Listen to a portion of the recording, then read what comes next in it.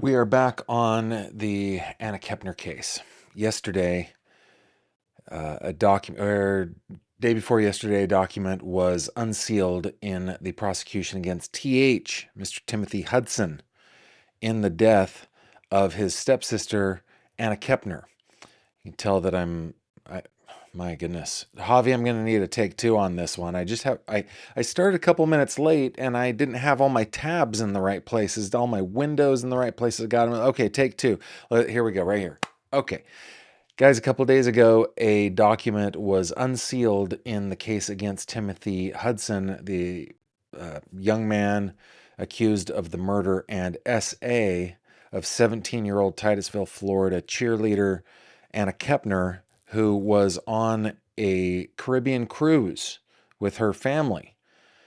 And yesterday, we spent some time looking at what the prosecution had to say in the transcript of that unsealed document. It's a 145-page document, and we focused on what the prosecution is saying to a judge. Now, basically, do I need a take three? I'm having such a hard time. I'm getting ahead of myself. All right, this was a detention hearing back in February. And so the prosecution is talking to a federal judge saying, this is why we want him detained. And the defense was saying, Judge, this is why he shouldn't be detained. But in that hearing, tons of information came out that we hadn't heard before. And that's why yesterday we went through a lot of the document, focusing on the prosecution's case. He he had her phone. He was alone in the room with her. All the things we talked about yesterday. Check out yesterday's stream if you haven't already. Listen on Spotify or wherever you get podcasts. If you're a Spotify premium video member, please watch over there. It sure helps the channel. It's an easy way to support the channel. Anywho, today we're going to focus on the defense, what the defense is saying. To see, I mean, they are signaling to us what it is that they're going to use, what strategy they're going to use to defend Mr. Hudson against these charges. And we're going to get into that. Now, we're going to start with the question of the day. I want to give you this question of the day because we talked about this yesterday and we've been talking about it in the fish tank. If you guys don't know, we have a Facebook group called the Fish Tank, and the easiest way to get there is go to my website, gavinfish.com, and click on the little fishy icon in the menu. That will take you to the tank. Okay, so the question of the day today is pretty self-serving, I got to say. It's self-serving. But I have been spending quite a bit of time in the rolling room and the dark room as I have jumped back into this hobby of analog photography that I have been away from for some 33 years. And a lot of it's like riding a bike, guys. I've been having so much fun. I've been doing it with my sons. None of the daughters have wanted to do it so far, but I've just been having a great time. In the tank, people have expressed interests in some prints, and me making available some limited edition prints. And this is what I want to know for the question of the day. If I were to print off some limited edition prints, what kind of content would you like to see? What kind of, I hate to say it this way, but what kind of artwork? Do you want stuff that I did when I was a teenager? You want stuff from my past? Do you want to see what I was taking pictures of back in the day? Would you like to see some subject matter of my normal life? Or would you like to see some crime-related subject matter? Because this very day, after I had gone off to an assignment to take some video and some photos for a feature that I'm writing for EYT Media, I stopped by the location where a very famous cold case, where the poor victim met her end. And I took some photos of that area, and I thought, I wonder if you guys would like to see some black and white photography of crime-related stuff.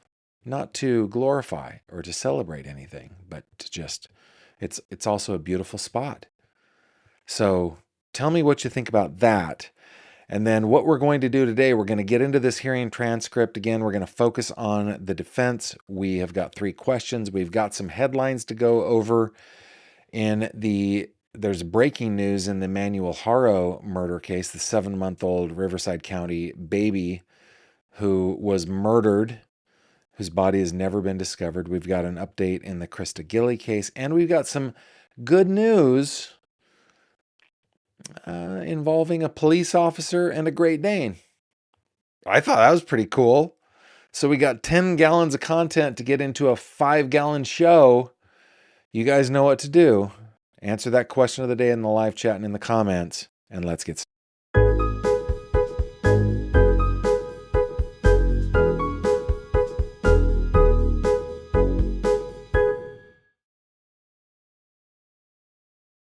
This video contains mature themes and discussions intended only for adult audiences.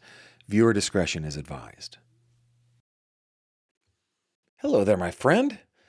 Welcome back to another true crime conversation with yours truly, me, right here, the bearded one, the long-haired one. Oh, this long hair is going away soon, guys. I'm so looking forward to it. Gavin Fish is my name, and on this channel, we like to cut through the fluff and sensationalism of true crime, get into the nitty-gritty. I'm especially grateful when there are documents that we can get into. That is what I consider both nitty and gritty. And if that's the kind of stuff that you like, I'm glad you are here. Thanks for stopping by. Please, in the live chat, in the comments, whatever platform you're on, please tell me where you are tuning in from. I love to know. So you've got 2 assignments already. It's like homework around here. Gavin's given homework. First is your feedback on the idea of doing some limited edition prints, and tell me where you're tuning in from. I did see this comment from Emmy, frequent correspondent. I've been taking a photography class on Coursera. I love Coursera. A couple of years ago, I think it was 2023, I did a course on, it was a Google certified course on data analytics, and I really enjoyed it. So yeah, good for you taking a photo class on Coursera. Photography has been my hobby since I was 14 years old. It's been my main hobby. And it is, I was, I guess, tempted away by the siren song of digital in the early days and had not been in a darkroom for a long time. And I got to say, when I opened up that fixer for the first time in 33 years, I put my nose in there and inhaled, which you shouldn't do with chemicals. You just shouldn't do that. It's a caustic chemical. You don't want to do that. But it just brought me back. I've just really been loving it. Let's see. Diane L says, hello from the Midwest. Glad you are here. New Hampshire in the rain is here. Thank you very much for being here. Frida People says, I love good portraits and landscape, trees, black and white, unless colors are really interesting. Okay. Well, before I started the show, because I want to be able to do some processing tonight, I loaded up a roll onto a processing reel. We'll be processing it tonight, and I'm going to have some beautiful photos. I hope. We'll see what happens. So, portraits and landscape you like, huh? Maybe I should talk to my closest friends while we're at conferences together and do some good portraits of people in the true crime community. Western Missouri in the house. Fort Worth, Texas is here. KH Crime Lab managing to catch your first live. Glad you are here. Northern Kentucky is in the house. Black Widower, thank you very much for being a fanatic for 8 months. Pretty awesome. Just Ducky says, you live in a beautiful part of the Commonwealth. Channel your inner Ansel Adams for some black and white nature photo. It's funny that you mentioned that, because my photography teacher back in the day, his name, I'll call him Mr. T. I don't have permission to talk about him. I'll call him Mr. T. That is indeed what we called him. He was a student of Ansel Adams, went to some went to some courses that Ansel Adams did, that Ansel Adams' son did, and he was a real follower. And the person that I interned with back when I think that was between my sophomore and junior year of high school, he was one of Ansel Adams' lab techs, and he did amazing work for the Smithsonian. I did, it was I cannot believe I had that opportunity to learn from him. So, and just another quick thing, we talked about the car that I've had. It's a 2004. I've had it forever, 262,000 miles.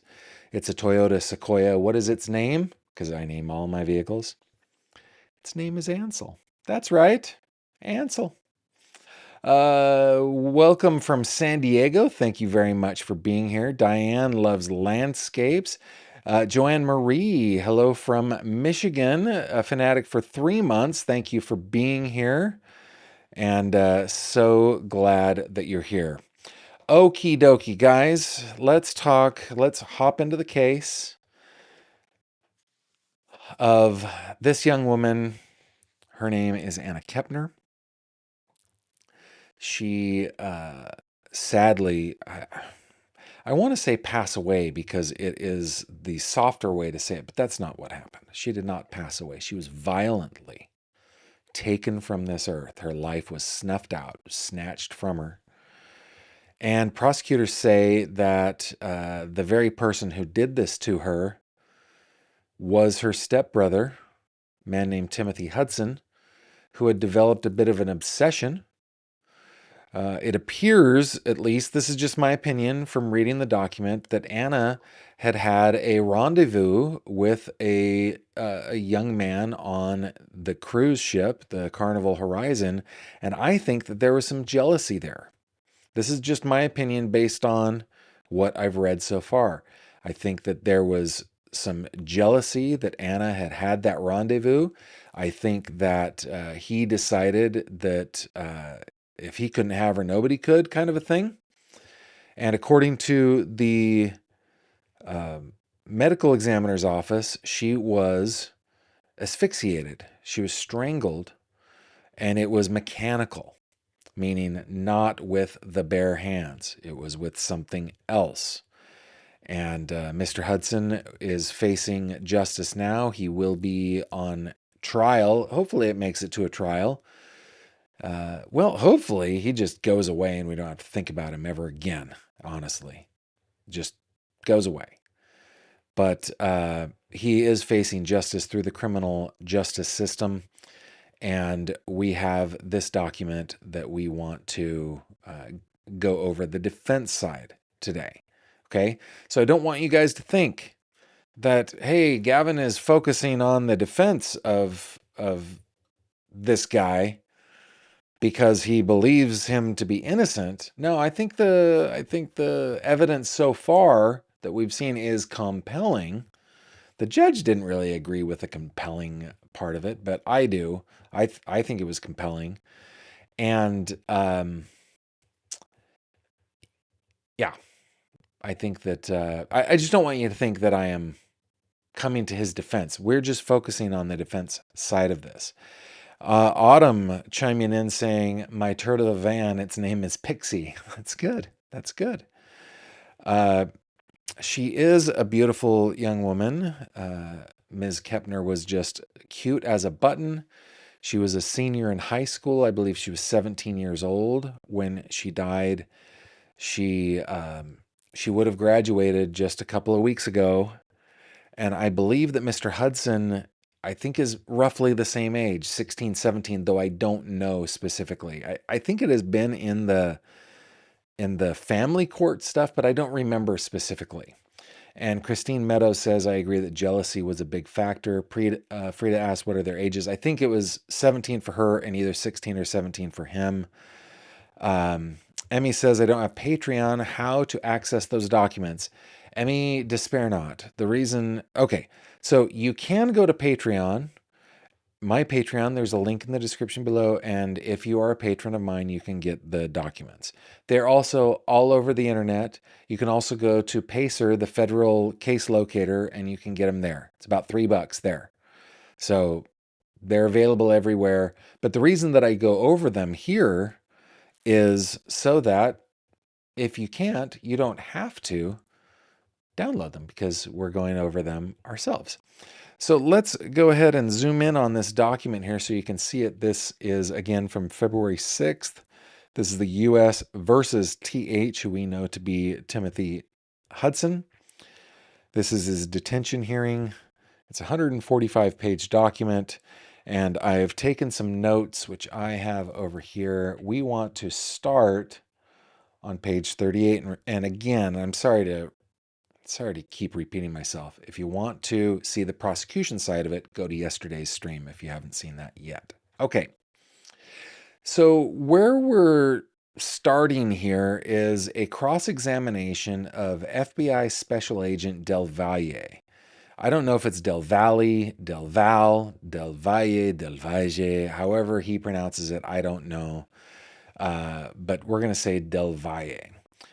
Mr. Cohen is a court-appointed federal public defender who is one of the defense counsel for young Mr. Hudson.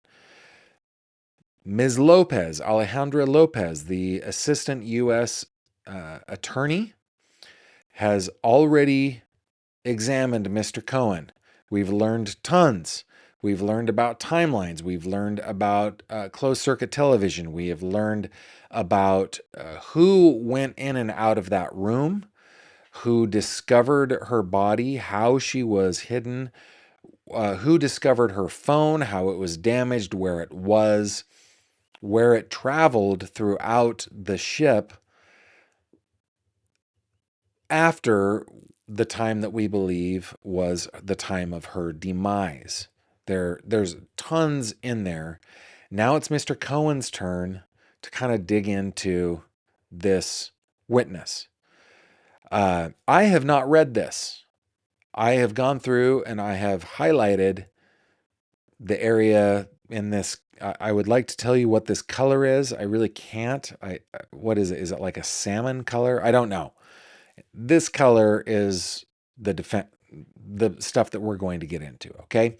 Now, I'm not going to go question, blah, blah, blah, answer, blah, blah, blah. You're going to be able to tell, is this a question or is this an answer? The question is from Mr. Cohen. The answer is from Agent Del Valle, okay?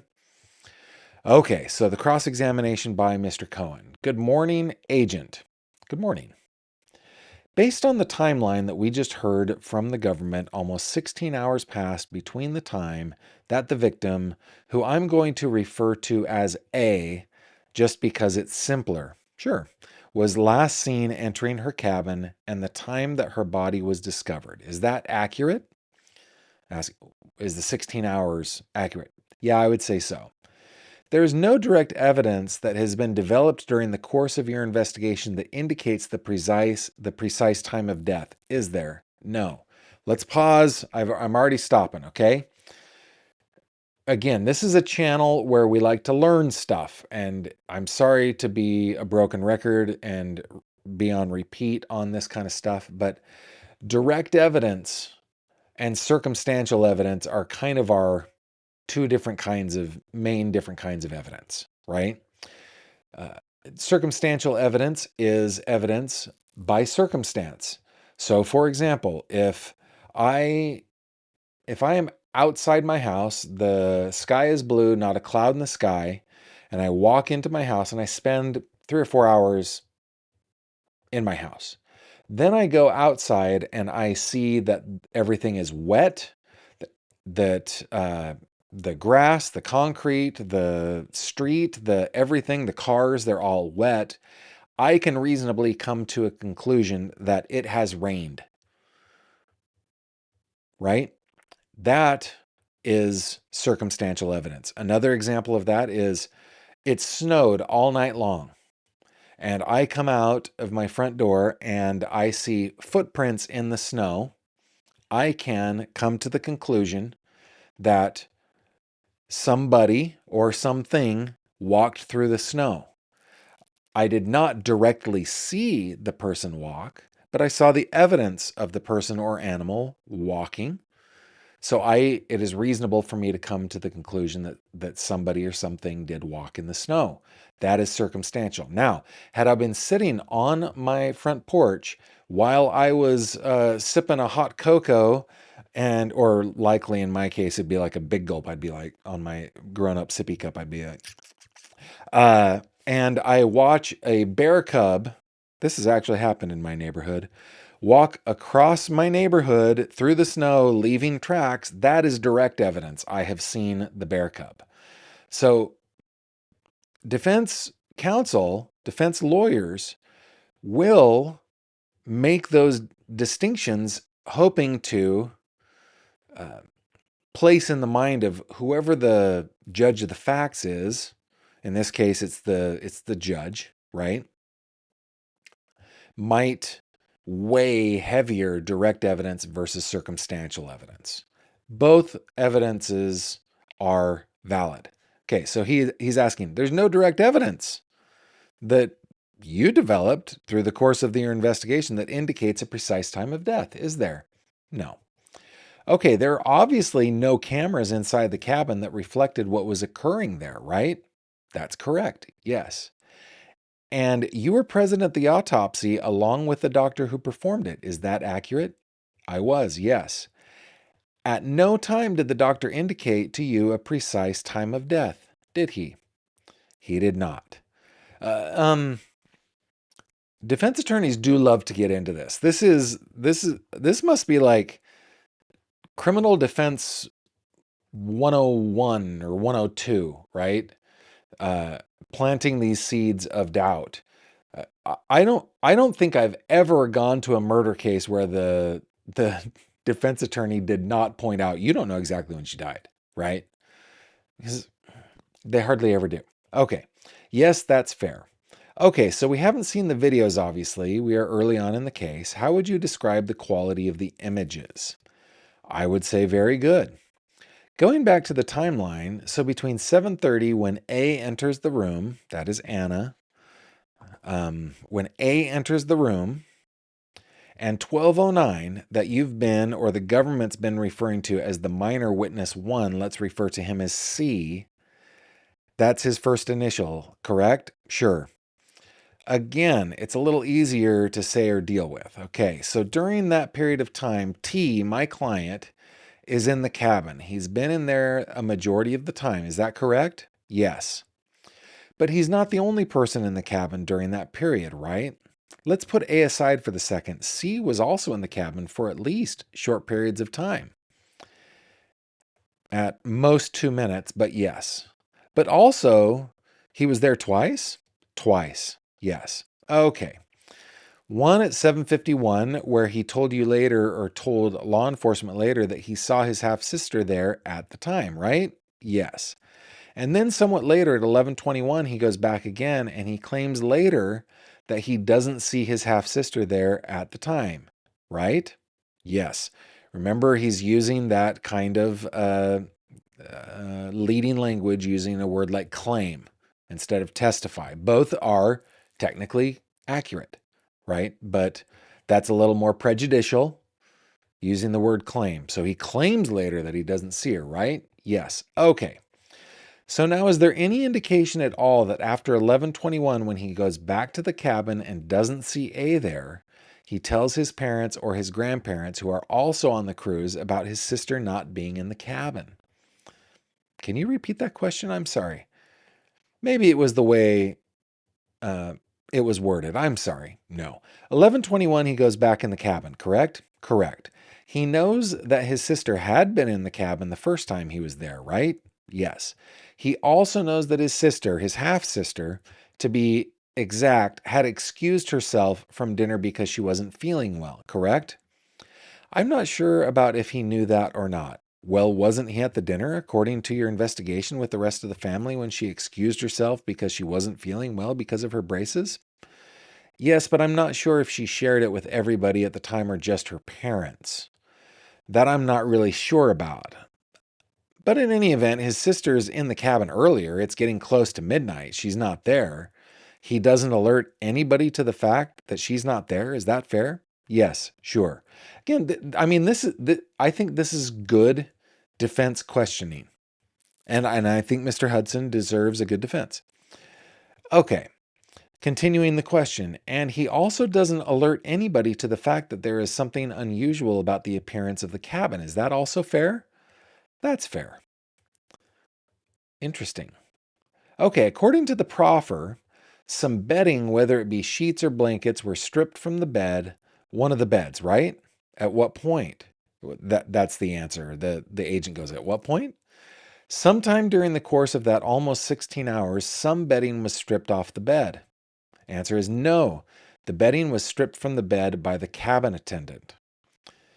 Well, wasn't the body found wrapped in a blanket or sheets? Yes, it was my understanding that those were blankets that were typically in a closet. They were extra blankets.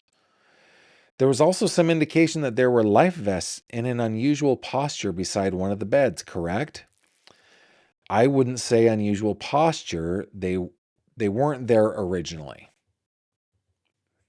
So there was nothing unusual about the appearance of the room? Well, the life vests were always found on the other side of the bed, not under the bed. So those life vests were moved to be placed in front of the body because they were never there throughout the cruise. Okay, but that wouldn't have been apparent to anyone who wasn't working on the cruise ship. Right, no, yeah. So if anybody had walked into the cabin who was not an employee or an attendant on the cruise ship, they wouldn't necessarily know that there was anything unusual there. I would agree with that. And then the proffer was that C returns to the cabin again at 12:09 a.m. on that Friday morning and then remains in his cabin for the next 9 or so hours. Is that also accurate? Yes. Now, when he returns, he claims, again, a prejudicial word, but accurate, that T asked him to remain outside because T was changing his clothes, right? Yes. And that he remained outside for no more than a minute or two? I think it was about 2 minutes, yes. And then he gets out of the cabin at about 9:20. Was that accurate from what you recall? You don't have to be exact, but sometime. Answer says somewhere around 9 a.m. I would say yes. And again, he doesn't see his sister or his half-sister in the cabin, does he? When he doesn't claim to have seen his half-sister in the cabin when he gets up and leaves the cabin at approximately 9 a.m. Correct. And again, he doesn't report that to his parents or his grandparents about anything unusual about his sister, half-sister, not being there. He didn't find it unusual. So this is an inside cabin? Yes. I've never been on the ship, but been on some cruises. Inside cabins are generally fairly small? Yes. And there were 3 people staying in that cabin? Yes. So although C thought that it was unusual that T would not let him in the room, he doesn't know what is going on inside the cabin at that time? No. Okay. And certainly, if at the time T was in some way trying to conceal the body, he would have had 1 or 2 minutes to find the blankets from the cabin, wrap A inside of them, carry her from the bed, put her under the mattress, and put the life vests where they were found later? No, I wouldn't. I would disagree with that. Okay, what part would you disagree with? Well, he had been with A for about 2 hours, from 7:30ish to about 10 p.m. When he returned to the room later on that evening at around 11 something, I'm sorry, I don't remember the times. There is nothing telling me that that's when he decided to hide the body. He could have done that right before, during those 2 hours, and he was just finishing up whatever he needed to finish up in those 2 minutes. Okay, says Mr. Cohen. So C has a key to the room, right? Yes, true. He could have returned at any time, right? Yes. No, I'm sorry. Let me read that correctly. He could have returned any time, right? Yes, you have to answer? I'm sorry, I apologize. Yes. That was probably a moment where he nodded his head or said uh-huh or didn't do something verbal, and so typically lawyers will say we need you to answer for the record. Okay. So, and here's the question from Mr. Cohen next. And obviously T doesn't know C would be coming back to the room. He does not know. So during that period of time that you just mentioned, at any time, T could have walked into the room. I mean, C could have walked in the door, right? Definitely yes. And still, what I described would have taken more than just a couple of minutes to take place, right? I would say so, yes. Okay, so have you had an opportunity to read the autopsy report? Somewhat, yes. The report indicates that A weighed 109 pounds at death. Do you recall that? That seems about right. And also, in terms of moving the mattress, you recall that the steward that first went into the cabin had to get help to lift the mattress because it was so unruly. Well, she was a female, a small female, but yes, he is a small male, right? Sure, yes. Okay. The court interjects. Just so I'm clear, you said that T was in the room from 7:30 until about 10. Is that right? The witness says, yes, Your Honor. The court again asks, at what point did C try to get into the room? Witness says, a little after midnight. Court, so it was after? Yes, sir. Court, was there any attempt to get into the room between 7:30 and 10 by C? Agent Del Valle says, one time when he showed up with his friends and he was in there for about 30 seconds and then he left with his friends. At that time, T and A were also in the room, and C confirms that he saw A at around 7:50 p.m. I can't be exact on time, but it was around 7:50 p.m. So from 7:50 p.m. until about 10 p.m., it was just T and A in the room. Judge says, I see. And is there video capturing friends going into the room? The witness says they did not go into the room. He was in there for 20 seconds. He just went to go pick something up, was my understanding. Judge says, okay, so it is just him who goes in and then comes out? Yes, Your Honor. Okay. And then Mr. Cohen continues. Now, let's pause here for a second. I want to go over to your comments and see if there's anything that you guys have put in here that you want me to read. Fire Rabbit says, Gavin, so sad. My daughter is that age and just graduated. Life is only just beginning at that age.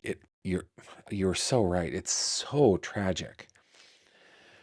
Earlier today, I was at the elementary school graduation of our daughter, and it's just one of those kind of like hand out awards, and we're going to miss you guys as you go to middle school, and you guys are so great. And it's one of those moments where parents are taking pictures, and it's just a moment, right?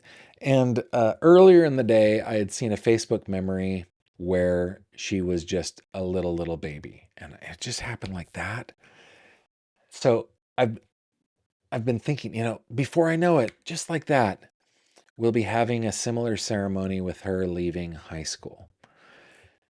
But even then, and we've been through that 3 times with 3 olders, um, even though, I mean, it's just a moment. It's just a moment. It, they're just beginning. She was just beginning her life when it was taken from her. Yeah. Real Happy says, after reading the doc, I don't think the judge really knew what to do, as there really no case law. I think you're right. I think, and I think the judge probably ruled correctly on letting Mr. Hudson out, based on the statute, because there wasn't any case law for him to depend upon. Joanne, thank you very much for sending a gift membership. So awesome of you to do that. Thank you for doing that.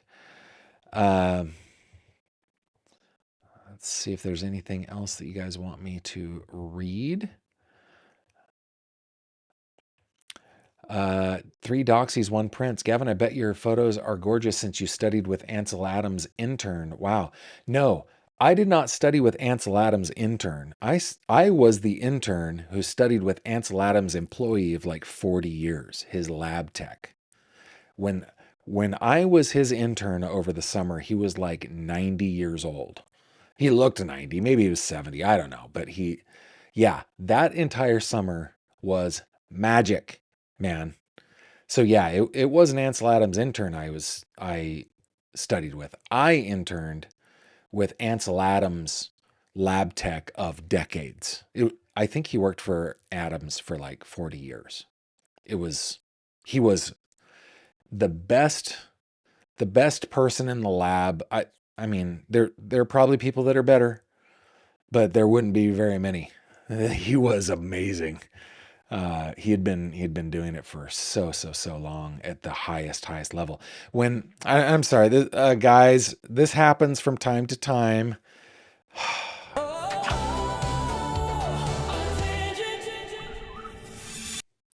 Guys, when I did that internship with Vince in in his uh, in his lab, which was his garage, it's like a 20-foot by 24-foot room in a garage that had been converted to a extremely high-end lab.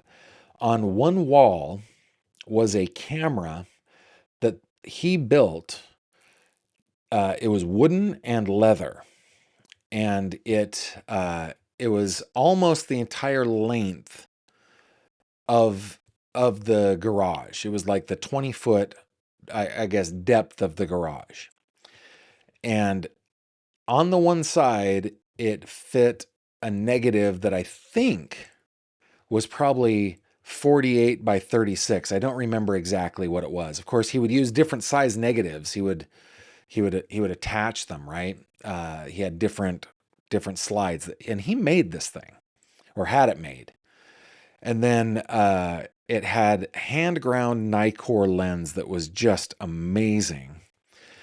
And in front of the lens, the Smithsonian had sent to him a daguerreotype of Abraham Lincoln, an original daguerreotype, which is a tin type, right? It's where emulsion has been put onto tin, and when it was developed, it's developed as a positive, not a negative. Okay. But that tin type had been put behind glass that was a bubbled glass, which they used back in the 1800s to make a print appear bigger. It was a magnifier, right? But they couldn't take the daguerreotype off of the glass because over time it had adhered. That emulsion had adhered to the glass. So he rigged up. It was amazing. He got this giant film negative. I mean, giant film negative that he sliced like you would a map and wrapped it so that it was the same shape as the glass.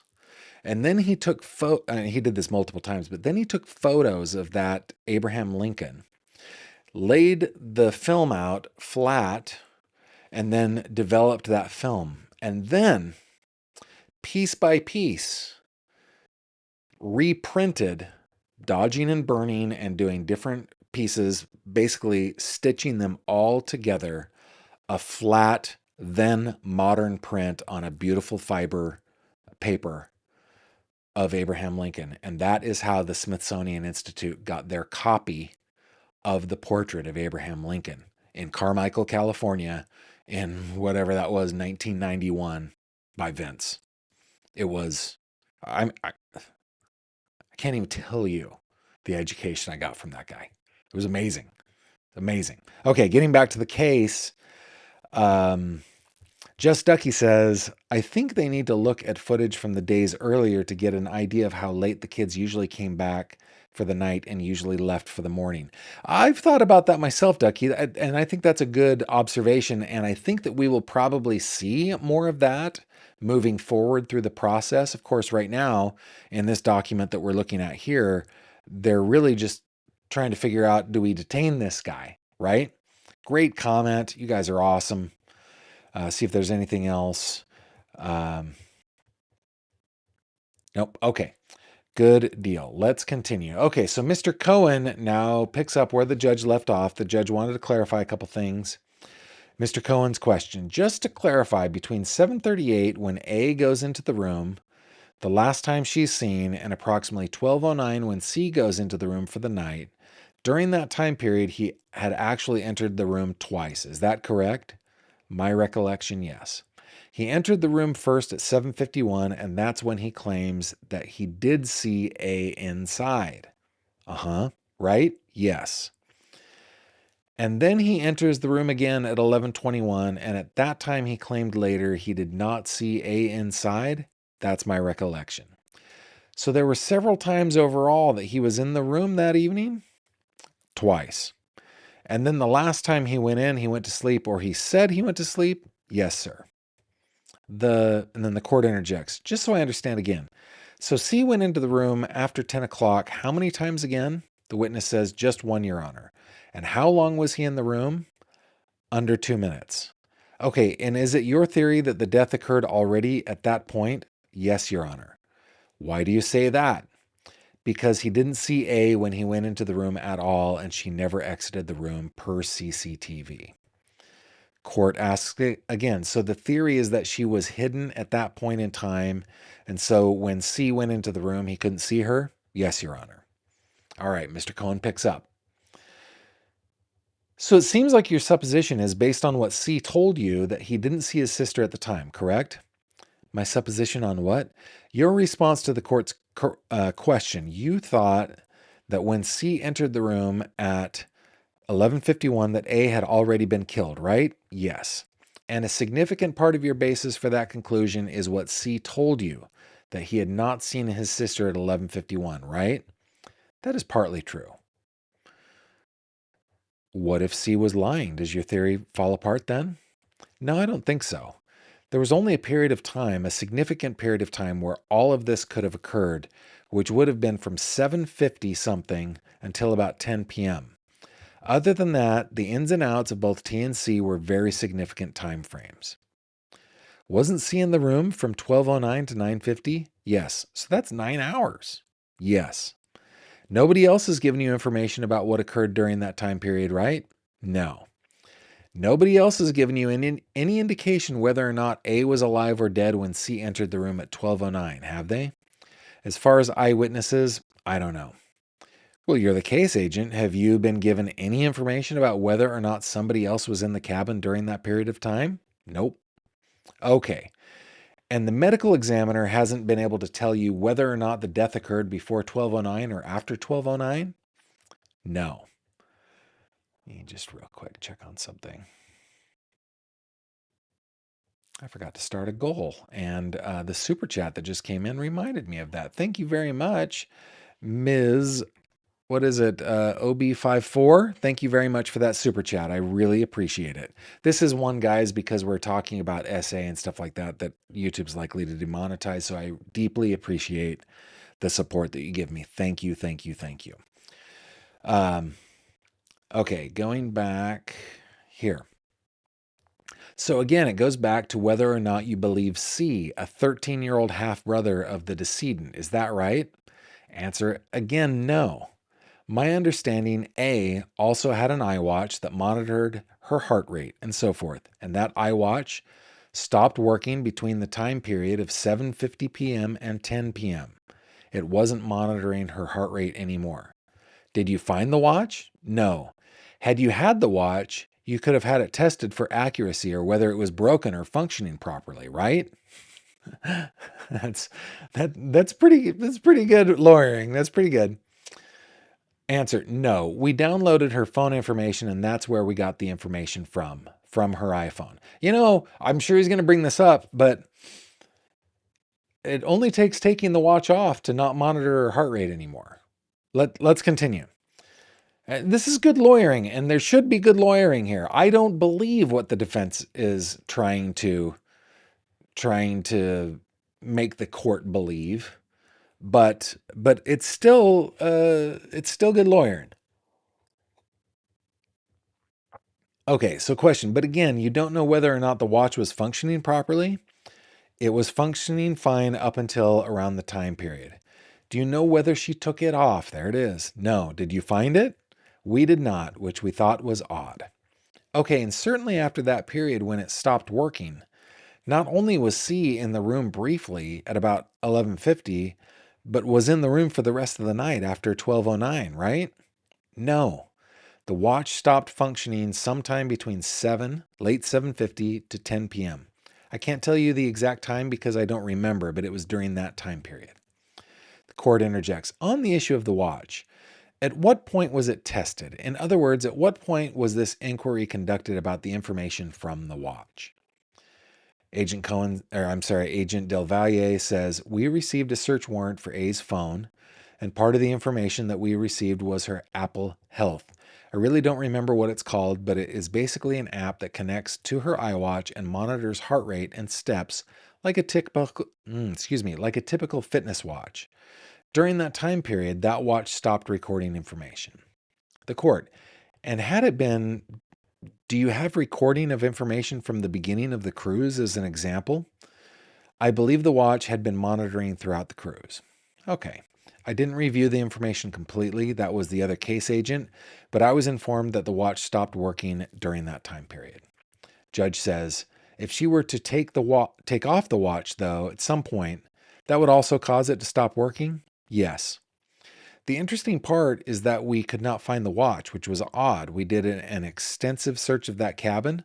Both her watch and cell phone were missing. The court, the area where the the phone was found, was that searched for the watch? The witness, no. The court, okay. Mr. Cohen back in there.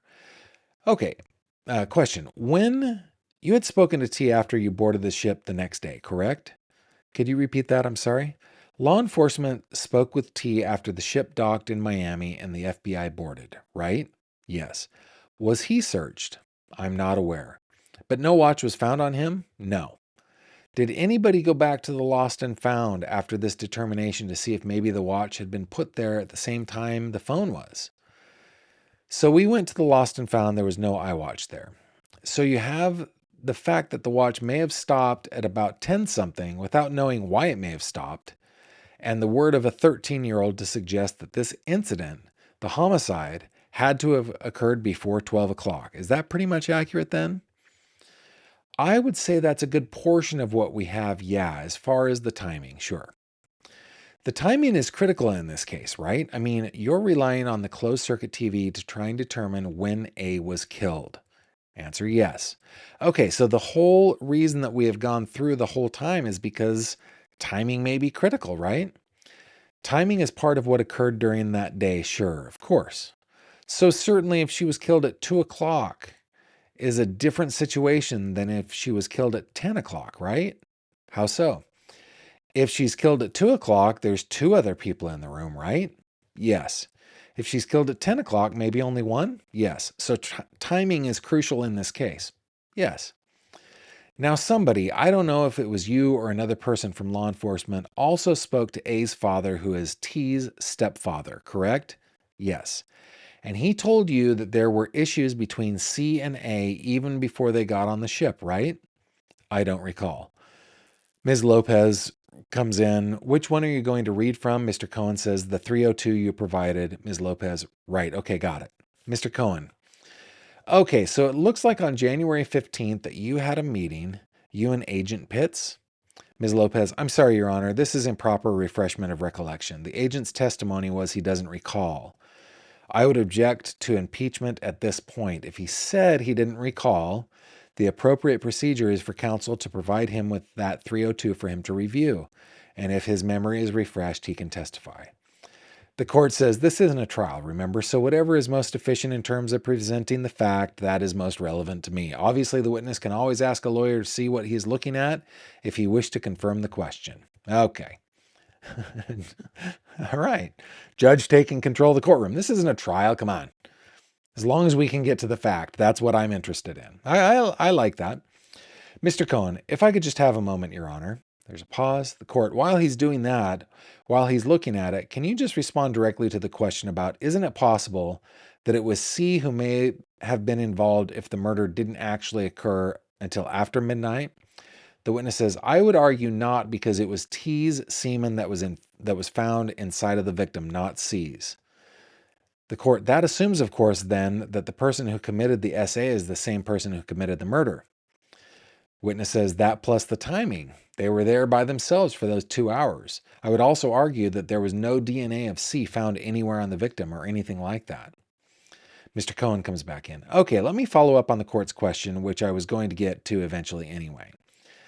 During the time of the autopsy, was the assistant medical examiner able to determine how long after the intercourse did the death occur? Not that I'm aware of. Was the assistant medical examiner able to determine whether the same person who was involved in the intercourse with A was the person who killed her? I don't think they made that determination. Thank you. The proffer describes marks and bruises to A's neck. Was any attempt ever made to lift DNA from areas of her body to indicate who may have strangled her? I'm not sure. Of that, I'm not sure, no. Again, you're the case agent. Would you have been privy to that information if it in fact existed? Yeah, I would say so. And you don't know of any information to that effect? No, I thought you said there was an attempt made. I'm not sure if there was an attempt made. Well, you would be the one who would have told somebody to go ahead and get the DNA lifted, right? I believe the medical examiner does their own examination. How they do it, if they tried to recover DNA samples from the neck or anything, that would be up to them. Have you ever heard of a medical examiner lifting DNA from a body? I don't know. How many homicides have you investigated? This is good lawyering, and I like it. Again, I'm not defending Mr. Hudson. I think that the evidence against him is compelling. I'm just saying this is a good lawyering. How many homicides have you investigated? So we investigate murders of U.S. citizens overseas. So we've investigated quite a few. I can't tell you a number right now. Okay. How many homicide investigations have you been the lead case agent on? Answer: none.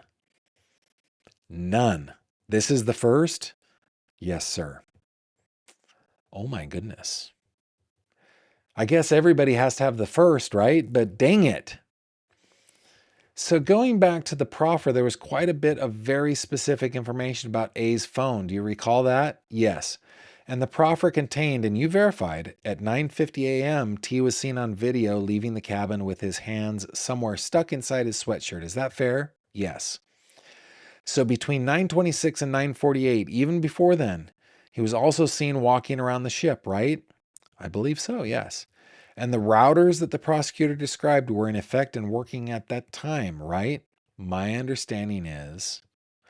And it shows that at least the path of the phone was somewhat similar to the path that T was walking? Yes.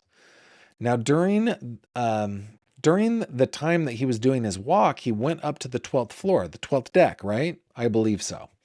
Okay, and the 12th deck was the jogging deck, right? There was a jogging path or a jogging course there, right? I don't recall. Would looking at your report, or do you have there the search warrant or your case outline assist you? Yes, that would be great. If I may, Your Honor, is that the case overview? Asked Ms. Lopez. There's a pause. Actually, it's the search warrant affidavit. Ms. Lopez says, okay. Now, Mr. Cohen questioning the agent again. You were the affiant on the search warrant affidavit for T's phone, correct? Yes, sir. I'm going to show you your affidavit. Thank you. Page 9, paragraph F. Ms. Lopez says, thank you. Then the question is, I would ask if that refreshes your recollection as to whether or not prior to 9:50, T was on the jogging track on the 12th deck. Yes. Again, I've never been on the ship. Usually the jogging track is on the top, towards the top, and borders on both sides, correct? Yes. He could have thrown the phone into the water, right? He was on the 12th deck, did he? No. That was a question that I had yesterday. Why didn't he? So between the time that A's body was found Friday morning and the time that the ship docked in Miami on Saturday, do you know where her body was kept? They kept it in the room in place. Oh, that's interesting. I had wondered about that. Do you know if they took any special precautions to make sure that there was no decomposition of the body in that time period? The only thing they try to do is keep the temperature cooler. That's about it. Do you know what temperature it was? I do not. I didn't think so. Between the time the FBI boarded the ship, I think about 7 a.m. on Saturday morning, and the time that you all left, about 5:30, were passengers and or crew allowed to disembark? Yes. In a normal fashion, or were they held for a while? My understanding, normal fashion. During the search of the cabin, either by you or by anybody, I guess they had security officers on the ship. Was there any items found that were consistent with the injuries described by the medical examiner? What do you mean? That he's getting to the mechanical asphyxiation. Okay, let me back up and ask this question. Was the medical examiner able to determine whether the strangulation was by hand or by object? His finding was mechanical asphyxiation. So, was there any object in the cabin that was found that could have possibly caused that type of injury that you know of? Not that I know of, no. So, there's just one small part of the proffer where the prosecutor indicated that at some point in time, T pokes his head out of the cabin, looks left, looks right, and then goes back in. Do you recall that? Yes. His mother and stepfather were staying in the cabin right across the hall, right? Correct. And later on, there is this commotion in the cabin with the attendant who finds the body. I think the proffer was that T just walks by without looking inside. Do you recall that? Yes. Do you know anything about T's mental health background? The only thing I know from I can't remember if it was the mom or the dad told me he had ADHD. As far as your investigation revealed, even before leaving on the cruise, that T and A were living in the same house, right? Yes. And they were sharing a cabin together with C for the time between Monday when the ship left Miami and Friday or Saturday, Thursday or Friday, whenever the time period the death occurred, right? For the duration of the cruise, yes. Did you have any information from anybody there were any ill feelings or bad blood between the two of them? No. Mr. Cohen says, I have nothing further. Thank you, Your Honor. And then Ms. Lopez does her redirect, which we looked at yesterday. Let's bring up a picture of Anna and see what you guys are saying over in the live chat. I did see some super chats come in. I want to thank you guys for that.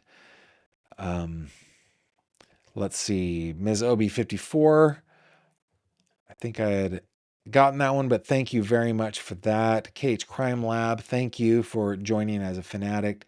Thank you, Mooney, for your super chat. Thank you, Divaz, for the super sticker. Really appreciate that. And is it Ella 2020? Thank you very much. You guys are awesome. I deeply appreciate you. 3 doxies, 1 prince. Got it, but it had to be magical. So it was so cool. Talking about my tangent. I love Ansel Adams. I've seen 2 exhibits and they were moving. I've been to several exhibits. I love that time frame of photography. For landscapes, Ansel Adams is the best for sure. For people, it's got to be Dorothea Lange, right? Oh, just the best. The goal's not working again, huh? I got to take that up with YouTube. I wish there were some easy way for me to talk to YouTube. There is not. It's very, very difficult. Lucy Fair says, if I was the defense lawyer, I would have kept finding reasons to say just a moment to let the judge keep grilling the investigator. That's good. Lynn Taylor asks, what do they mean by mechanical asphyxiation? Yeah, okay, so couple of we sometimes hear it as mechanical strangulation. Sometimes we hear manual strangulation. The difference between manual and mechanical is that with manual, it is the human hands or the human arm. It is a part of your body. You could manually strangle somebody with your legs, I suppose, right? Mechanical refers to there being a tool. Now, the tool could be anything. It could be like a designed for the task garrote. It could be a shirt. You know, in jujitsu, there's this method where they will choke somebody out with their own gi, right? So you could grab somebody by their own shirt and strangle them with the clothing that they are wearing themselves. So it just means that there is something that was used that is not the human hand. It could be, it's most likely going to be like a pillowcase, you know, wrapped around the neck, or a sheet or a blanket or a shirt, a pair of pants, anything where they can wrap around the neck and tighten, right? Especially if it's long enough to start to twist and you get that mechanical leverage. And so that's what they mean by mechanical asphyxiation. Yes. KH Crime Lab says probably used a belt. Exactly. That is, again, that's a very good example of what mechanical asphyxiation would be. Ella 2020 asks, is an arm a tool? No, that would be manual, right? So, if you got somebody in like a chokehold where you've got an arm across the neck. By the way, asphyxiation mostly, and we should probably have Brian Bennett on again, especially in this case. Man, we should have Brian Bennett on. He's a strangulation expert on this. But we're not talking about cutting off the air supply typically. We're talking about cutting off the blood supply. So the carotid artery, the jugular veins, the veins of the neck and the arteries of the neck are what we're talking about. That it's cutting off the blood supply to the head that does it in a strangulation usually. So yeah, I hope that answers your question. Great questions, guys. Great questions. All right, the next part that I want to bring to you, and I know that this is a little bit long, but I think it's important. Let me go over to my notes. I want to skip down to page 78. This one is shorter. Let's go back over to Acrobat here. We're going to go to page 78. And what is happening here is after Mr. Cohen cross-examines Special Agent Del Valle, Ms. Lopez does a redirect. We read that yesterday. And then Mr. Cohen does a recross. And the part that we're doing here is going to be very short, and then we're going to get to a short segment of the defense's argument to Judge Torres. All right, so after Ms. Lopez finishes her redirect, Mr. Cohen says, Your Honor, can we have some brief recross? The court says 5 minutes. Mr. Cohen says, okay, this conversation with the boyfriend that was never mentioned on direct examination, did you speak with him personally? Let me give you some background on this. Actually, did we even talk about the boyfriend? Man, we might need to do a third video. Let's just continue, okay? Did you speak with him personally? Answer, we spoke, myself and my co-case spoke with him over the phone. So when he saw whatever he claimed he saw, it was while he was in some sort of contact or communication with A, correct? Yes. Was it some sort of, I'm showing my age, was it some sort of video communication? Was it texting? Well, he said he saw something, so he had to actually have an image, right? Yes, my understanding it was FaceTime, live video conferencing that they did often.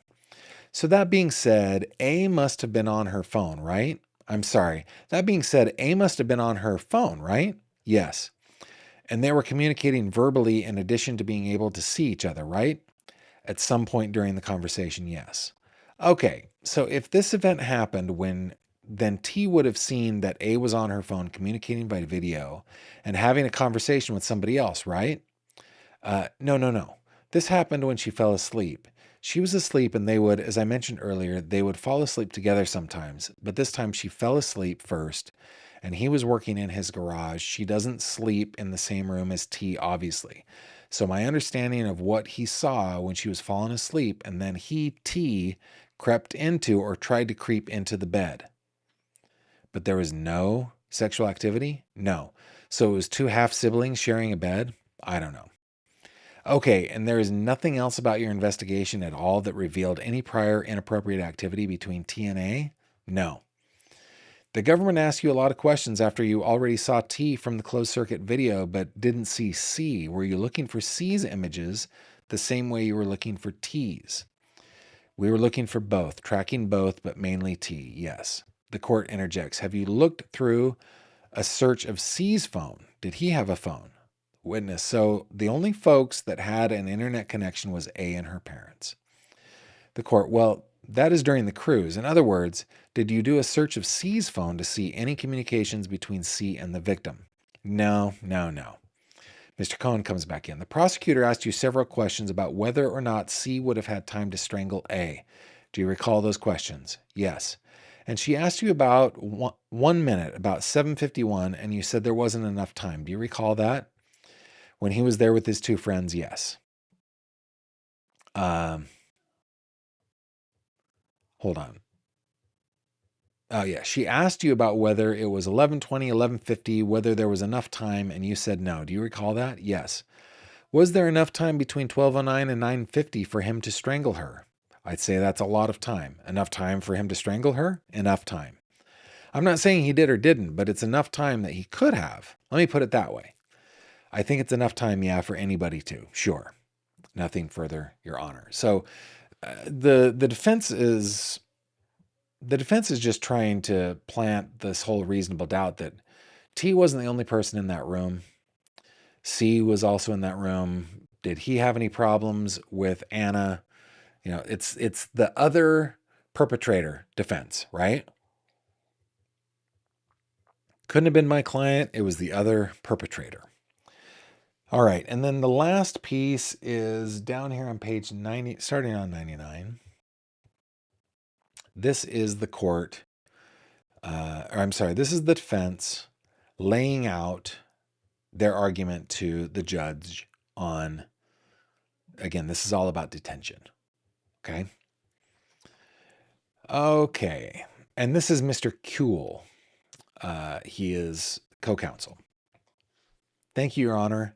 I know we've been going for a while, so I will try to be brief. I want to address three main points. First, I want to talk about the probable cause. After that, as I indicated earlier, I just want to respond to something the government said about the operation of the JDA here.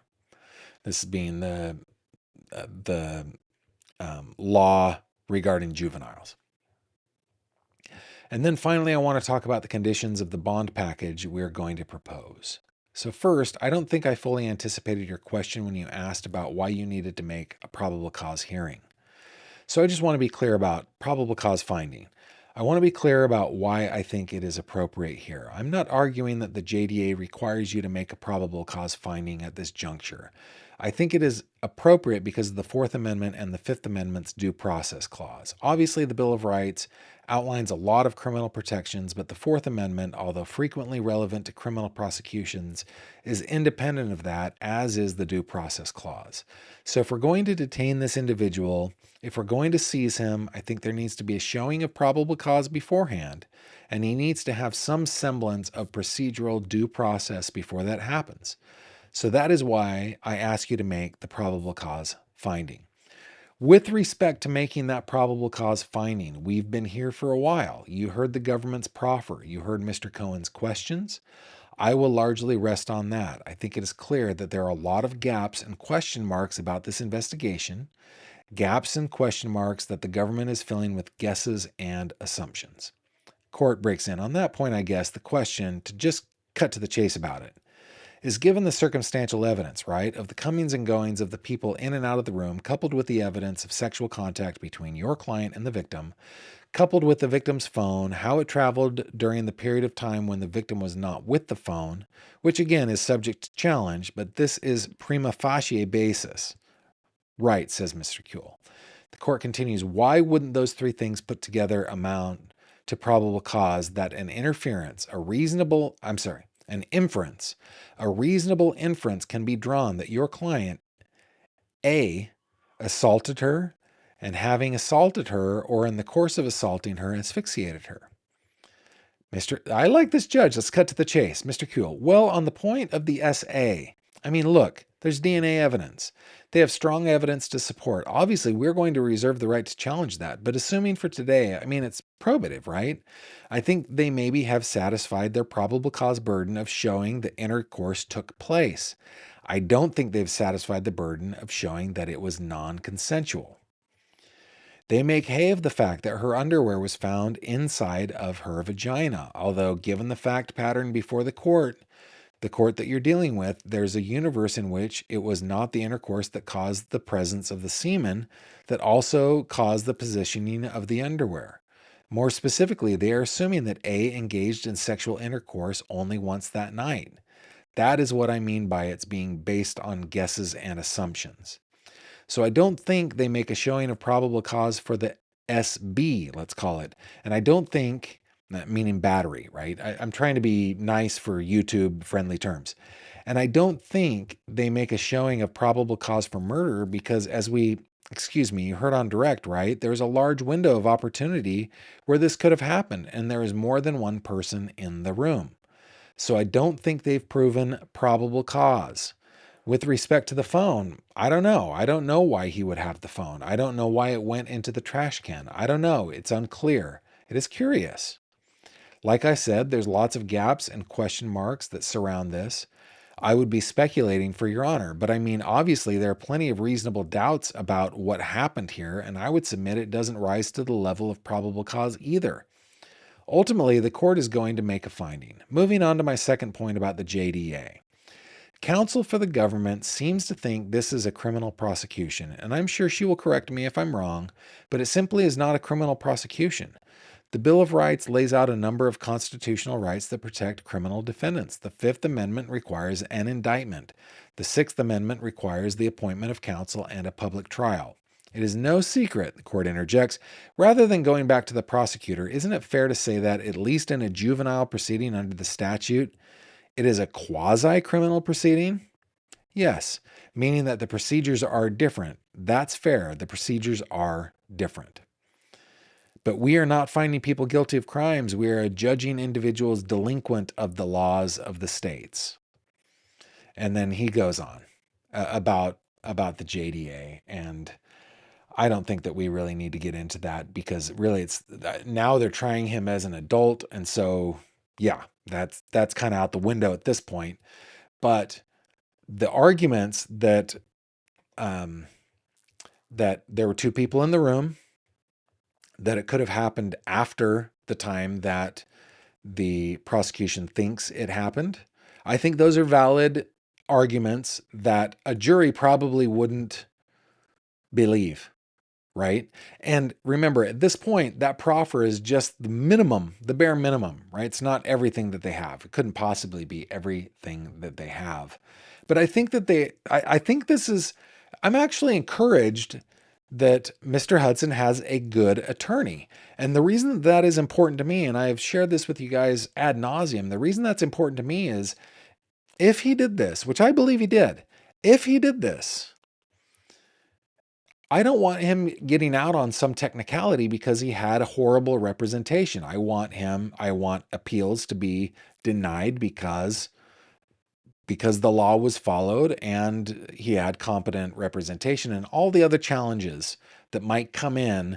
I want to make sure that his attorneys are good attorneys. They're doing some good lawyering. They are making a good argument. They are bringing in doubt. That they do all those things. I think it's good for the case, and ultimately it'll be good for helping us get justice for this sweet girl whose life was snatched from her at the tender age of 17. And that is my soapbox on that. Let me just run back to see if there's anything else that you guys would like me to take a look at. Looks like a couple. Let's see, from Kate's Crime Lab. Gavin, I said about the ex talking to her and she fell asleep. Surely a phone in hand, your hand would flop down. Yeah, the boyfriend said that he saw on FaceTime after she had fallen asleep, Hudson coming into the room and like cuddling with her, which is creepy AF, as the kids say, right? Creepy, man. But again, it's a witness that can be impeached later. Did her hand flop? Did he actually see that? Did he see Hudson come in, but couldn't quite see the cut? I don't know. That's a witness that could be cross-examined. Maybe her hand did flop down. Mrs. Grandmama Brow says, appreciate your coverage of cases, but I'm really interested in your photography and darkroom experiences. Maybe you could make a series on that. I also learned photo and darkroom as a college elective. Yeah, I am so happy that you guys are interested in that because it has been something that I have missed for 3 decades. I've wanted to do it so badly, but again, was just pulled into to digital photography and Photoshop. Um, our home is not extensively decorated, but is decorated with my photography. And I certainly, there's tons, actually, it's pretty extensively decorated with my photography. I, so yeah, maybe we do some stuff on that, and maybe we do some lives from the dark room as I'm working. That actually might be fun to do some lives from the dark room. I'd have to get a filter for the back of my phone to make sure that there's no white light in the room. But certainly that might be fun, maybe to do on a Facebook Live or something like that. It's only tangentially connected, but I'm glad that you guys like that as well, and I think that I will. I think I will kind of start to do some of that a little bit, and I like the idea of doing a like a limited run of maybe 10 prints of of like the one of the places that I went to today was the bridge that Shauna Howe was discarded from. It actually is the thing that killed her. She died from the fall. Shauna Howe was a very important case out here in Western Pennsylvania, an Oil City girl, little kiddo, whose case remained cold for a long, long time until it was solved by a state trooper, a homicide detective that I am friends with. And I went out to that bridge today. I think that's called Sandy Creek. I went out to that bridge today and took a photo of that area, and I took several photos of that area on film. And maybe we could do something like that, or there are just other things. When it comes to my work, I'm a much better portrait portrait photographer than I am a landscape photographer. That's what I've been doing most of my life is portraiture. Um, and then, you know, journalism style photography. So, which is kind of a different thing. It's creating a record and trying to tell a story photographically of just a moment in time. And I'm pretty darn good at that too. Landscapes are probably my weakness, though that's where it all started, right?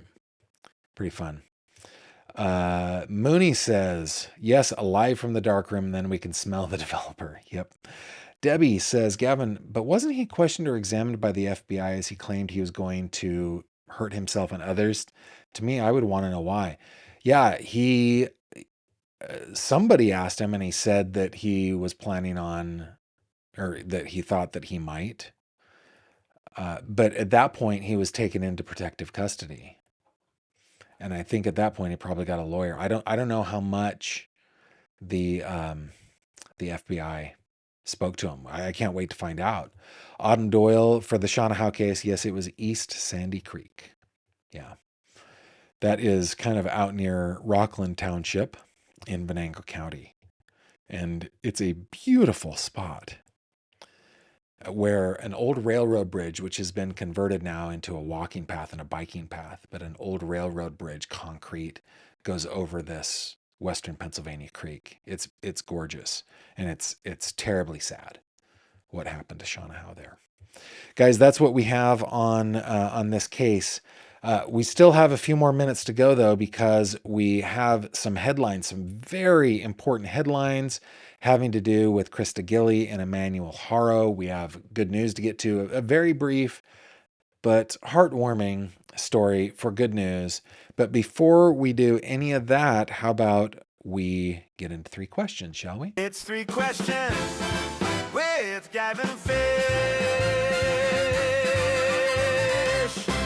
Okay, in this segment, guys, I will answer 3 of your questions. Now, listen, yesterday, I always say, send me one, send me 100, do whatever you want.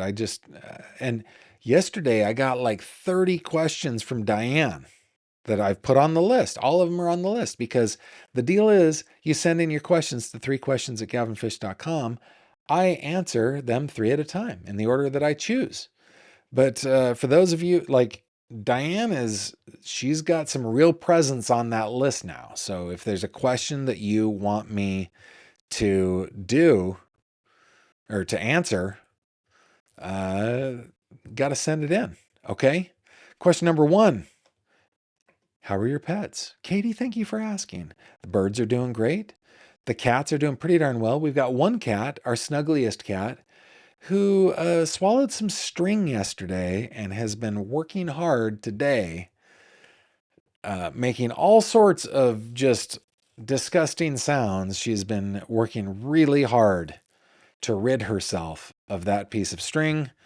I don't think that we're at the point yet where we need to get to the vet, but it's pretty gross. But yeah, pets are doing great. The rabbit's happy rabbit. Uh, we have quite the zoo at Chateau Le Fish. Question number 2. Oh, and I really like it when you guys answer these questions time the two for yourselves as well. Put a GF in your comment if you have an answer for one of these questions. Question number 2 from Linda. Would you rather like getting a physical gift card, or cash? I think gift cards and cash, like I would rather get a gift where somebody put some thought into it. Like I got somebody send to my post PO box. I'm sorry, I'm forgetting who it was, but sent me a dill hole. No, I'm sorry, not dill hole, a dill pickle Swiss Army knife, and it was delightful. I thought that was great. Yeah, I like that way better. Now, I understand the convenience of it, especially when you live far away. My parents will send me a birthday card and it'll have cash in it or something like that. Yeah, that's nice too. They're thinking of me. But yeah, I'd rather get a gift, and I'd rather give a gift. I'm just not a very good gift giver. And then question number 3 from Kelly. If your vices are sugar and other convenience store treats, I can identify with that. What are your coping mechanisms since you stopped consuming them? Um, hmm. Well, okay. So for those of you who are new around here, on August 28th of last year, I looked in the mirror one day and I said, goodbye, fat Gavin. I need to reacquaint myself with fit Gavin. I was 288 pounds. I measured myself that day on August 28th, or I weighed myself. And I said, I got to stop. And the main thing is I needed to stop with the soda. I needed to stop with all the other stuff, the chips, the donuts, the everything. I was just eating so much. And I think it had a little bit to do with stress, maybe a little depression, just working really hard and having a hard time succeeding. It was just a little bit of that. I don't think I was clinically depressed or anything like that, but I was down. I had the blues, let's say. So I said goodbye to Fat Gavin and I said, I am going to get down to 200 pounds. And the should I take a GLP-1? I looked at the pricing of that and I thought, no. Plus, if I get on a GLP-1 and it doesn't, and I haven't fixed myself, I'm just depending. And if you're on a GLP-1 and it's working for you, I'm happy for you. But for me, I was like, if I do that, have I really addressed the problem? So I just said to the main thing for me, I guess, to answer your question, Kelly, for coping mechanisms is I have certain fears that are paralyzing to me. I have certain fears that are just they make me freeze. It was Debbie that was the dill pickle knife. Thank you, Debbie. Yes, it was. I love the dill pickle knife. Anyway, I one of the things that really petrifies me, and I mean it's a fear, is of public failure. If I colossally fail at something that I'm working toward and people know it, I just can't take it. And so what I said on that August 28th to you here on YouTube is that I am going to get fit. I'm going to lose 88 pounds, and I'm not going to stop till I do. Therefore, it was publicly known. And if I failed, that was a greater the fear of failure was a greater incentive than the desire to consume the sweets. So that was my coping mechanism. Now, I don't know if there's wisdom in that, but it has worked for me. So just so you guys know, what I did was I drastically reduced the number of calories that I consume. I increased the amount of calories that I burn. I had to learn about my body, right? For example, I get bursitis and I'm in a flare up right now. I haven't been able to lift a weight in almost 2 months because my elbows, it's just too painful. So if I can't do that, then I have to do something else, right? So uh, throughout since August 28th, what is that? August, September, October, November, December, January, February, March, April, May. So we're 9 months and we're 90 pounds down now, right? In those 9 months and one day, I have increased my physical activity. I have decreased how much I ate. And in the beginning, I cut it back, I think, to 1,100 calories a day. I just said to myself, this is mind over matter. I'm going to do 1,100 calories a day, and that is it. And that's what I did. And I did that for like, I don't remember specifically. I could go back and look at my records, but probably 3 months, something like that. And then slowly started to build up. Now, where I am right now, once I reach 200 pounds, I'm kind of at a plateau. My body does not want to go deeper. And so, what I've decided to do is we're going to maintain this weight until my body is happy at this weight. Once we maintain this weight, I want to go about another 15 pounds, 12 to 15 pounds to see what I look like there. Hopefully by then I will have joints that will allow me to work out again. And yeah, so I'm consuming now 2,200, 2,500 calories a day. And over the Memorial Day weekend, I had a soda. I had a bag of chips. And after I drank it, I was like, that tasted nice, but I don't need another one. That was good. And I had a bag of chips, just like, yeah, that was kind of fun. I used to do that every single day. I won't be doing that every single day, right? It's just, so for me, the coping mechanism is fear. Will I fail in front of thousands of people? And that works for me. So, will it work for you? What's your fear? Maybe and what has happened is, like, I haven't taken any GLP-1s. The food noise has gone away. What we call now food noise, right? Always wanting to eat, always wanting to eat. It's all now it's like, oh dang, I've got to eat. I Too much time has passed. I've got to eat. And that is what's happened. So my body is still pretty soft at 200 pounds. I'm 6'2". Still pretty soft, especially because I can't work out. But hope that answers your question, Kelly. That's what has worked for me, and I will stop talking about it. Now, you guys, what tips do you have for people that need some kind of coping mechanism to get off of their vice? Would you rather get a physical gift card, or cash? And tell us about your pets. And while you do that, how about you and I just go check out some headlines?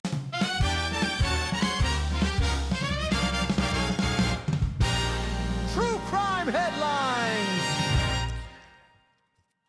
Guys, we do have some breaking news that came out today in the murder of little baby Emmanuel Haro. This coming to us from ABC7, written by Madison Whale. Rebecca Haro, mother of missing Yucaipa baby, pleads guilty to involuntary manslaughter. Dateline, Riverside, California. The mother of Emmanuel Haro, the missing 7-month-old baby who is presumed dead in Yucaipa, pleaded guilty on Friday, this very day, to involuntary manslaughter and other charges in the case. The guilty plea came as Rebecca Renee Haro, 42, was in court for a previously scheduled preliminary hearing that had been expected to determine whether she could be tried for her son's murder. Following an agreement with the Riverside County DA's office, she pleaded guilty to felony CA, causing great bodily injury to a child under the age of 5, involuntary manslaughter, and accessory after the fact, the DA's office said. As part of the agreement, Haro will be sentenced to 12 years and 8 months to state prison, prosecutor said. Well, that is what they will recommend to the judge. Haro, who is being held on a $1 million bail, appeared before Riverside County Superior Court Judge Jerry Yang at the Riverside Hall of Justice. In a new jailhouse interview, Jake Haro denied claims that his son, baby Emmanuel, had been abused over a period of time. Blah, blah, blah, blah, blah. I don't care what he says. He's a murderer and an abuser. So, Rebecca Haro, accessory after the fact, off she goes to prison, hopefully soon. And then in the case of Krista Gilly, you guys remember this case? This is one that we've recently gone over. Where is Krista? Here's a picture of Krista, the very accomplished, beautiful mother of 2, pregnant with baby number 3, who was murdered. And her husband, Lee Gilly, this guy, where is Lee? Boom. Has been charged in for her murder, and before the trial began, he cut off his GPS monitor and fled to Europe. Is in Italy as we speak. Okay, judge to hear testimony on whether children of accused killer Lee Gilly must return to Texas. Written by Bryce Newberry for Click 2 Houston. Dateline Houston. A Harris County Family Court judge has not yet decided whether the young children of Lee Gilly and Krista Bauer will be required to return to Texas as their father remains in custody in Italy after cutting off his ankle monitor and fleeing the country. Judge Angela Lancelin said she plans to hear testimony June 18th on whether it is in the child's best interest to remain in South Carolina with Bauer's parents. Their attorney argued the children are now established out of state. The judge also said she will allow attorneys for Gilly's brother to argue in mid-June that he and his wife should continue to have visitation with the children. Lancelin reiterated that she never ordered or otherwise approved the children leaving Texas in the first place. So that is what's going on there. And of course, Gilly was strangled to death. Krista here, and Lee is fighting extradition from Italy. So that is what's going on there. And finally, guys, some good news. Wanda, give us some good news barbershop quartet music, will you? Good news ringing warm and clear. Yeah, this is a good story. Bringing smiles from ear to ear. Happy stories, bright and true, make the whole world shine anew. Oh, Wanda. The fact that you sing bass for that barbershop quartet is my favorite part. Wanda, you're the best. All right, from Local 10, Andrea Torres saying Key West police officer hailed as hero after rescue. Guys, check this out. Dateline Key West, Florida. Police officers recently responded to a report of someone yelling for help near the Cow Key Bridge in Key West. Officer Corey Vanderhoof jumped into the water and rescued a man and his 160-pound Great Dane from the Hurricane Hole Lagoon. Look at that. Look at that. Oh my goodness. That dog looks so much like our Watson. We had a Great Dane. He is long gone, but that is definitely not Watson. But anyway, the man said he had been struggling to keep himself and his dog afloat for nearly 20 minutes. According to the Key West Police Department on Friday, the department shared the report with the public and hailed Vanderhoof as a hero. Officer Vanderhoof, good on you, man. I love good news, and I love good news with police, and I love good news with animals. That's just a warm one that's going to take us into the weekend. Thank you for saving Mr. What was his name? I guess it doesn't say his name, and that's cool. But for saving that man from the lagoon and saving his dog there too. My goodness, they've been struggling for 20 minutes. Good on our first responders. That makes me so happy. Guys, those are your headlines.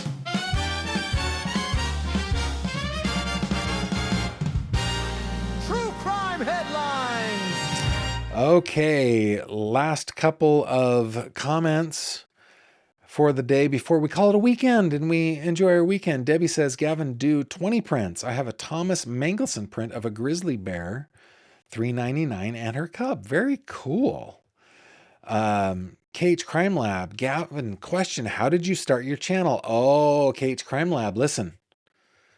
That is something you should send to 3questions at gavinfish.com. I would love to answer that question, but I'm calling shenanigans.